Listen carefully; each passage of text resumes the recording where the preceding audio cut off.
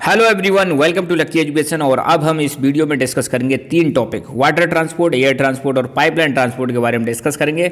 इससे पहले वाली वीडियो में मैंने आपको लैंड ट्रांसपोर्ट के बारे में बताया था, जिसमें आपका रोड ट्रांसपोर्ट कवर किया था और रेलवे ट्रांसपोर्ट हमने कवर किया था। ये जो आपका चैप्टर है ये है आपका transport and communication, chapter number 7, class 12 की ज्योग्राफी बुक है आपकी, इंडिया पीपल एंड इकोनॉमी। और इसके बाद एक वीडियो और आएगा और ये वाला चैप्टर आपका कंप्लीट हो जाएगा। ठीक है, तो शुरुआत करते हैं। सबसे पहले हम देखेंगे वाटर ट्रांसपोर्ट। आपको वर्ल्ड वाली बुक में हम वाटर ट्रांसपोर्ट के बारे में बता चुके हैं। वर्ल्ड की जो बुक है आपकी fundamentals of human geography complete मैंने आपको करा दी है, तो जिन्होंने वो वीडियोस नहीं देखे वो वहाँ से प्लेलिस्ट में जाके चेक कर सकते हैं। सारे चैप्टर्स मैंने वहाँ पे अपलोड कर दिए हैं। ठीक है, तो शुरू में ही मैंने आपको बताया था कि जो हमारा ट्रांसपोर्ट होता है वो तीन तरह का ट्रांसपोर्ट होता है। एक होता है लैंड ट्रांसपोर्ट, दूसरा होता है वाटर ट्रांसपोर्ट और तीसरा होता है आपका एयर ट्रांसपोर्ट। राइट, तो लैंड ट्रांसपोर्ट हमारा कंप्लीट हो गया, जिसमें हमने रेल और रोड दोनों कवर कर लिए। आज हमारा जो पूरा फोकस वाटर ट्रांसपोर्ट और एयर ट्रांसपोर्ट पर होगा। इसके अलावा हम एक पाइपलाइन ट्रांसपोर्ट के बारे में भी देखेंगे। तो वाटर ट्रांसपोर्ट की बात करें, नाम से क्लियर पता चल रहा है यहाँ पे जो मीन्स है जहाँ पे हमारे व्हीकल्स चलते हैं, तो व्हीकल्स कहाँ पे चलते हैं? पानी में चलते हैं। लैंड ट्रांसपोर्ट पर व्हीकल कहाँ चलते हैं? लैंड पर चलते हैं। और एयर ट्रांसपोर्ट में हवा में चलेंगे। सिंपल सी बात है। तो वाटर ट्रांसपोर्ट का मतलब है यहाँ पे जो मीडियम है वो किसका इस्तेमाल किया जाएगा? पानी का इस्तेमाल किया जाएगा।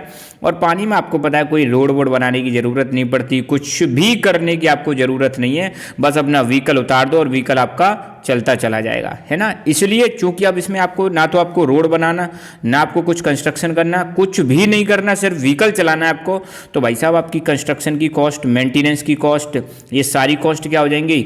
जीरो हो जाएंगी। इसलिए ये जो ट्रांसपोर्ट है ना, water transport cheapest means of transport है। जितने भी ट्रांसपोर्ट हैं उन सब में सबसे सस्ता ट्रांसपोर्ट कौन सा है? आपका वाटर ट्रांसपोर्ट है। इसके माध्यम से हम कार्गो को भी ले जा सकते हैं, पैसेंजर्स को भी ले जा सकते हैं, मतलब सामान को भी ले जा सकते हैं और यात्रियों को भी ले जा सकते हैं एक जगह से दूसरी जगह। वैसे इसका ज़्यादातर यूज होता है कार्गो ट्रांसपोर्ट के लिए। ठीक है, और जितना भी इंटरनेशनल ट्रेड हो रहा है उसमें मेजॉरिटी जो आपका जा रहा है ना माल, वाटर ट्रांसपोर्ट से ही जाता है। ये सबसे ज़्यादा सूटेबल है हैवी और बल्की मटेरियल, भारी मटेरियल और बल्की मटेरियल, हैवी मटेरियल को ले जाने के लिए बहुत ज़्यादा सक्षम है। यहाँ पानी के जहाज में आपको देख रहे हैं ना डिब्बे डिब्बे से, ये रेल के डिब्बे, यूँ समझ लो रेल में जो लगे रहते हैं ना कंटेनर है ये ना, बहुत बड़े बड़े, मतलब बहुत ज़्यादा कंटेनर्स को एक पानी का जहाज ले जाता है। ये फ्यूल एफिशिएंट है, ज़्यादा फ्यूल उसमें खर्च नहीं होता, इको फ्रेंडली है, बहुत ज़्यादा एनवायरमेंट को नुकसान नहीं होता है। वाटर ट्रांसपोर्ट हमारे दो टाइप के हैं, number 1 inland, number 2 oceanic. Oceanic क्या है? जब सोचो आप अपने देश से दूसरे देश में जा रहे हो, ठीक है, अगर आप अपने देश से, जैसे ये हमारा प्यारा भारत हो गया, ठीक है, इंडिया से जब आप बाहर जा रहे हो, मान लो अफ्रीका जा रहे हो, आप कहाँ जा रहे हो? अफ्रीका, तो भाई साहब आप किसका इस्तेमाल करोगे? ओशियन का इस्तेमाल करोगे। स्पेशली यहाँ पे आपको पता है अरेबियन सी का इस्तेमाल करोगे, है ना। इंडिया से अगर आपको साउथ ईस्ट एशिया में जाना है तो आप किसका इस्तेमाल करोगे? बे ऑफ बंगाल वाले ओशियन का इस्तेमाल करोगे। श्रीलंका जाना है तो इंडियन ओशियन का इस्तेमाल करोगे। मालदीव जाना है तो भी इंडियन ओशियन का इस्तेमाल करोगे। तो ओशियन के माध्यम से जो जाते हैं वो हो जाएगा ओशनिक ट्रांसपोर्ट। सपोज आपको उत्तर प्रदेश से बंगाल जाना है गंगा रिवर को यूज करते हुए, तो यहाँ पर हम इस्तेमाल करते हैं इनलैंड वाटर ट्रांसपोर्ट का इस्तेमाल करते हैं। इनलैंड कहाँ होता है? ध्यान रखना, इनलैंड ट्रांसपोर्ट का इस्तेमाल वहाँ होता है देश के अंदर ही इस्तेमाल करते हैं इनलैंड वाटर ट्रांसपोर्ट का इस्तेमाल। ठीक है, तो देश के अंदर ही। तो ये ओशनिक आप समझिए कि एक देश से दूसरे देश में, खासकर इंडिया के पर्सपेक्टिव से मैंने अभी आपको बताया, अफ्रीका जाना हो, मालदीव जाना हो, साउथ ईस्ट एशिया में जाना हो, तो हम ओशनिक ट्रांसपोर्ट का इस्तेमाल करते हैं। इनलैंड मतलब विद इन द कंट्री, देश के भीतर ही जब हम ट्रांसपोर्ट का इस्तेमाल करते हैं तो वो हो जाएगा इनलैंड ट्रांसपोर्ट। तो इनलैंड ट्रांसपोर्ट की अब शुरुआत करते हैं। तो रेलवे के आने से पहले इनलैंड ट्रांसपोर्ट जो है एक मेन मीन्स ऑफ ट्रांसपोर्टेशन हुआ करता था। और आपको देखो रेलवे तो अब आई है, रोड भी अब ढंग से बनने लगे, है ना, एयरवेज भी अभी आई है। सबसे पहले आप देखो, जब हमारी इंडस वैली सिविलाइजेशन थी, आप सबको पता है इंडस वैली सिविलाइजेशन, जिसके दो बड़े बड़े शहर हड़प्पा और मोहनजोदारो, ठीक है, उस समय से हम मतलब इनलैंड वाटरवेज का इस्तेमाल करते आ रहे हैं। मतलब वाटर ट्रांसपोर्ट आज से यूज नहीं कर रहे, बहुत पहले से हम यूज करते आ रहे हैं। आज की डेट में इस वाटर ट्रांसपोर्ट को, खासकर इनलैंड वाले को, बहुत ज़्यादा कॉम्पिटिशन फेस करना पड़ रहा है रोड और रेलवे ट्रांसपोर्ट, ठीक है, इनसे ज़्यादा मतलब कंपटीशन फेस करना पड़ रहा है। दूसरी बात क्या है, इनलैंड वाटरवेज में क्या होता है, रिवर्स का हम इस्तेमाल करते हैं, कैनाल्स का इस्तेमाल करते हैं और बैकवाटर का इस्तेमाल करते हैं और क्रीक्स का इस्तेमाल करते हैं ना।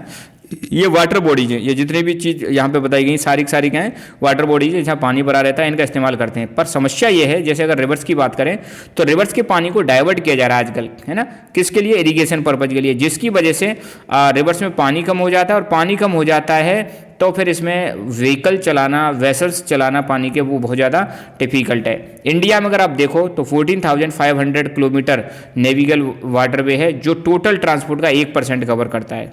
इनलैंड वाटरवे में क्या क्या आता है, रिवर्स, कैनाल्स, बैकवाटर और क्रीक्स आते हैं। आज की डेट में आप देखो 5,685 किलोमीटर जो मेजर रिवर्स हैं ये नेविगेबल हैं, और यहाँ पर आप नेविगेट कर सकते हो। मैकेनाइज्ड फ्लैट बॉटम वेसल्स, ये क्या होते हैं, ये पानी के ऐसे छोटे छोटे जहाज होते हैं, इनका इस्तेमाल करके आप जा सकते हो। अच्छा, इनलैंड वाटरवे को कंट्रोल करने के लिए, रेगुलेट करने के लिए एक अथॉरिटी है जिसका नाम है inland waterway authority of India, या इनलैंड वाटरवे अथॉरिटी। इसको सेटअप किया गया था 1986 में, ठीक है, सेटअप किया गया था। और इसका पर्पज क्या है, ये पर्पज ये है कि it is responsible for the development, maintenance and regulation of national waterways. Bharat में जो नेशनल वाटरवेज हैं उनका डेवलपमेंट करना हो, उनकी मेंटेनेंस करनी हो, उनका रेगुलेशन करना हो, कंट्रोल करना हो, तो कौन करता है, इनलैंड वाटरवे अथॉरिटी। कमेंट करके बताओ फटाफट NHAI, लास्ट वीडियो मैंने बताया था NHAI की फुल फॉर्म क्या और ये कब बनी ये बॉडी, है ना। साथ के साथ में एक क्वेश्चन और बताओ, BRO की फुल फॉर्म और ये BRO कब बनी थी, ये भी आपको कमेंट करके बताना है, ठीक है। अच्छा, नेशनल वाटरवे एक्ट आया था 2016 में, और नेशनल वाटरवे एक्ट के तहत 111 इनलैंड नेशनल वाटरवेज को नोटिफाई किया गया था कि भारत में इनलैंड नेशनल वाटरवे कितने हैं, 111 हैं, ठीक है। बैक वाटर क्या होता है, देखो आपको पता है, जैसे केरल की बात करें, है ना, यहाँ पे आपको पता है केरल है, कई बार ओशन का पानी क्या पीछे की तरफ चला जाता है और ऐसे फिर ये जमा हो जाता है ना कोस्टल एरिया में, तो अंदर की तरफ जब आ जाता है ना पानी ओशन का, उस पानी को हम क्या बोलते हैं, बैक वाटर बोलते हैं, या कड़ाल बोलते हैं, कहाँ पे, केरला में, ठीक है। तो बैक वाटर या कड़ाल केरला के ये स्पेशल इंपॉर्टेंस है इनलैंड वाटरवे के लिए। ये पानी जो ओशन का यहाँ पे आ गया अंदर की तरफ, और जो डिप्रेशन है उसमें भर गया, गड्ढों में भर गया, तो बहुत सारा पानी अवेलेबल हो जाता है। तो इसका फ़ायदा क्या होता है, ये इनलैंड वाटरवे की तरह इस्तेमाल होता है, और इस cheap means of transport provide कराता है। टूरिस्ट का अट्रैक्शन है। सो देखो केरला का कितना सुंदर सीन है, हर कोई देखना चाहेगा यार, जाना चाहेगा यार, हम भी यहाँ पे जाएं, है ना। तो ये बैक वाटर का कितना गजब का सिस्टम बना है। और यहाँ पर आपने देखा होगा नेहरू ट्रॉफी बोट रेस होती है यहीं पर, है ना, इसी बैक वाटर में। बैक वाटर मतलब ये पीछे से जो पानी आ गया ओशन से, वो इसको हम बैक वाटर बोल रहे हैं। यहाँ पर नेहरू ट्रॉफी बोट रेस भी कराई जाती है। आपने एक मूवी में देखा हुआ है ना, बोट रेस होती है, कौन सी मूवी है कमेंट करके बताना अगर देखा हो तो। दूसरा ट्रांसपोर्ट है ओशियनिक ट्रांसपोर्ट। ओशियनिक ट्रांसपोर्ट मतलब ओशंस का इस्तेमाल करेंगे। जैसे मैंने अभी बताया था ना, इंडिया से अगर आपको अफ्रीका की तरफ जाना है, इंडिया से आपको यूरोप की तरफ जाना है ना, तो आप अगर मान लो रेड सी से होते हुए जा रहे हैं या कैप ऑफ गुड होप से होते हुए जा रहे हैं तो इधर से जाओगे अरेबियन सी की तरफ से। साउथ ईस्ट एशिया में जा रहे हो तो बे ऑफ बंगाल की तरफ से जाओगे, और नीचे जा रहे हो मालदीव, श्रीलंका, तो इंडियन ओशन का इस्तेमाल करोगे। तो ओशनिक रूट यही है, ओशनिक रूट। तो इंडिया की एक बहुत बड़ी कोस्ट लाइन है ये। अगर आप देखो इंडिया की ये वाला पूरा रीजन क्या है, ये कोस्ट लाइन है। क्या है? Coast line. एक यहाँ पे आपको आइलैंड मिलेगा अंडमान निकोबार, एक यहाँ पे आइलैंड मिलेगा लक्षद्वीप, इनकी भी कोस्ट लाइन हो जाएगी। तो टोटल इंडिया की जो कोस्ट लाइन है आइलैंड को मिलाकर कितनी है? 7,517 किलोमीटर है, अप्रोक्सीमेट, है ना। बहुत इंपॉर्टेंट क्वेश्चन यहां से बन सकता है कि इंडिया में अब आपको पता है पोर्ट्स भी हैं। पोर्ट्स में पहले ही करा चुका हूं, आई एम श्योर आपने देखा होगा वो वीडियो, पोर्ट्स वाला देख लेना। इधर वाले पोर्ट्स को हम बोलते हैं वेस्टर्न साइड के पोर्ट्स, और इधर वालों को बोलते हैं हम ईस्टर्न साइड्स के पोर्ट्स। तो इंडिया में 12 मेजर पोर्ट्स हैं और 185 माइनर पोर्ट्स हैं जो एक इंफ्रास्ट्रक्चरल सपोर्ट प्रोवाइड कराते हैं ओशनिक रूट के लिए। क्योंकि देखो भाई, अगर आपको ओशनिक ट्रांसपोर्ट करना है तो यहाँ पे पोर्ट्स डेवलप करने पड़ेंगे। जैसे यहाँ पे मुंबई पोर्ट है, तो पानी का जहाज आएगा तो रुकेगा कहाँ भाई साहब? तो कहाँ पे रुकेगा? पोर्ट्स पर। सामान की लोडिंग अनलोडिंग कहाँ पर होगी? पोर्ट्स पर होगी। सिंपल सी बात है। तो इंडिया में 12 तो मेजर पोर्ट है, 185 माइनर पोर्ट हैं, और ये ओशनिक रूट को इंफ्रास्ट्रक्चरल सपोर्ट प्रोवाइड कराते हैं। ओशनिक रूट का एक बहुत बड़ा रोल है ट्रांसपोर्ट सेक्टर में और इंडिया की इकोनॉमी में। अब देखो ये कितना बड़ा डेटा है आपका। इंडिया का जितना भी फॉरेन ट्रेड हो रहा है, बहुत इंपॉर्टेंट डेटा है, इंडिया का जितना भी ट्रेड हो रहा है, अगर वॉल्यूम का हम परसेंटेज देखें तो 95% जो इंडिया का ट्रेड है बाई वॉल्यूम और 70% बाई वैल्यू ये सिर्फ ओशन रूट से जा रहा है। इसको सिंपल भाषा में अगर मैं आपको बताऊं, ऐसे समझो अगर इंडिया 100 kg माल बाहर भेज रहा है ना, तो 100 kg में से 95 kg जो माल है ना वो ओशनिक रूट से जाता है। एक तो ये हो गया बाई वॉल्यूम। वैल्यू की बात करें, सपोज इंडिया अगर 100 रुपये का माल भेज रहा है तो उसमें से 70 रुपये का जो 70 रुपये का माल है वो किससे जाएगा? ओशनिक रूट से जाएगा। तो सोच लो कितना बड़ा इसका इंपॉर्टेंस है भारत की इकोनॉमी में और भारत के ट्रांसपोर्ट सेक्टर में। ठीक है।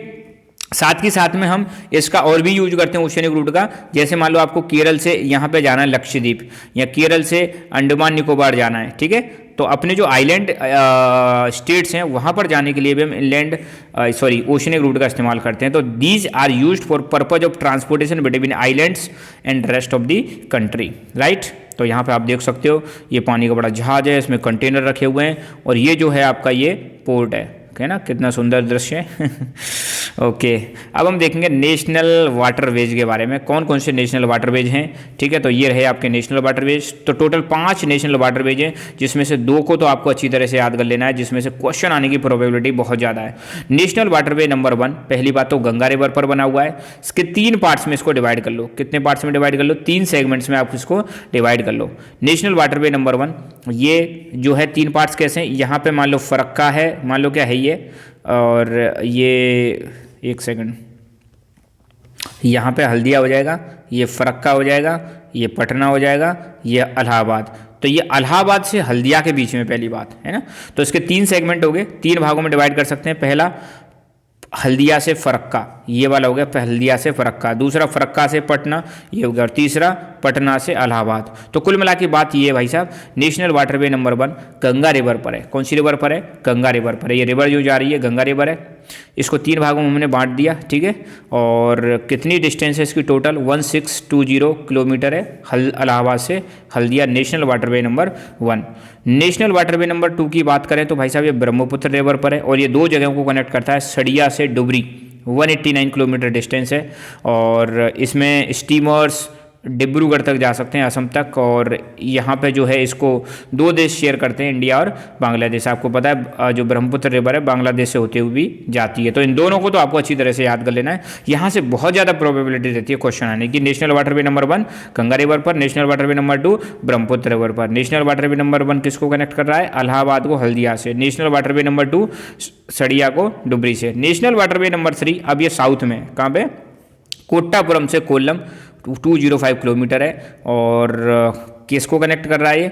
It includes 198 kilometre of west canal along with the Champakara canal and Udyogamandal canal. तो इसमें ये सारी कैनाल आ जाती हैं। नेशनल वाटरवे नंबर 4 ये गोदावरी और कृष्णा रिवर पर है, और काकिंडा पुदुचेरी स्ट्रेच ऑफ कैनाल को भी कनेक्ट करता है ना। नेशनल वाटरवे नंबर 1 ब्राह्मणी रिवर पर है, साथ में मतई रिवर और महानदी रिवर का जो डेल्टा है उसके आसपास के रीजन को कवर करता है नेशनल वाटरवे नंबर 5। तो 2 की प्रोबेबिलिटी वेरी वेरी हाई, ध्यान रखना है, ठीक है। अब यहाँ पे हमारा स्टार्ट होगा एयर ट्रांसपोर्टेशन। एयर ट्रांसपोर्टेशन की यार तुम कुछ बातें तो जानते ही होंगे, सबसे फास्टेस्ट मीन्स है और सबसे कॉस्टलीस्ट मीन्स है, सबसे महंगा भी पड़ता है और सबसे तेज भी है, समय की भी बचत होती है। तो एयर ट्रांसपोर्टेशन के बारे में स्टार्ट करते हैं। पहले हम पढ़ चुके हैं इसको, फिर भी देख लेते हैं। तो air transportation costliest and fastest means of transport है।